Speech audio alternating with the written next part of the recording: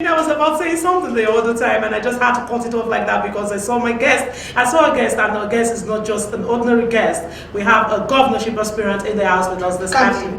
Candidate with us. We have a governorship candidate with us in the house this afternoon, and his name is Mr. Babatunde Gbadamosi. A very strong name. And you know, when he came in, he said, "Tessie, repeat after me.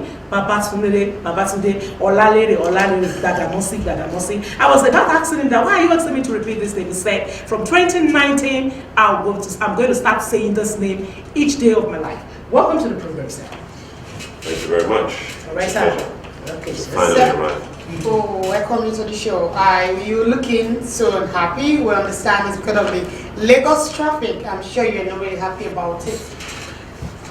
Yes, I'm very, very distressed at the fact that for 19 years of democracy, we have nothing to show but more and more gridlock. Every day it gets worse. And there are some simple little things that we could have done to make a huge difference in the way our commuters are treated.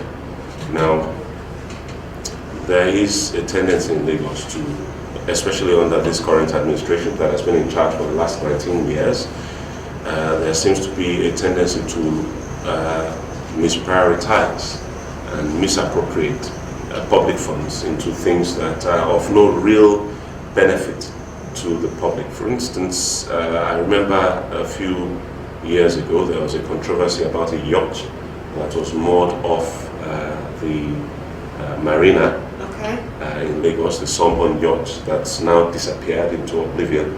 Apparently 40 million pounds of Lagos state money was expended purchasing that pile of junk, because that's what it became eventually. And you know, it's sad for me to see that, knowing fully well that if you do a simple search on the internet, you'll find that there are vessels, catamaran vessels, that require very small drafts. That is, in terms of the depth of the lagoon, the depth of water that they can travel in, because they are twin-hulled. They don't need that much of deep water to be able to travel around. And these vessels can carry huge amounts of passengers, anything from about 700 to about 2,000 passengers, including about 50 to 70 cars, including about 10 to about 25 trucks, I mean heavy goods trucks. Now, you could buy something like that for around, from about $1.2 million to about max $10 million used or brand new.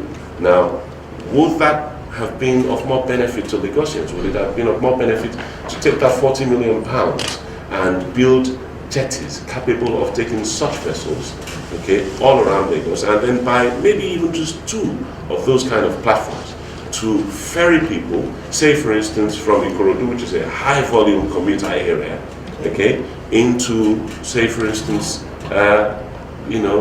Victoria Island, Ikoyi axis, or from that axis to Mile 2, from Mile 2 to CMS, from Ikorodu to CMS, from Mile 2 to Badagry. You know, these are routes that we could have exploited with high volume passenger ferries, okay, that could have been of more benefit to Lagosians than that, wasteful expenditure of Lagos state funds on that pile of scrap that they brought to the marina.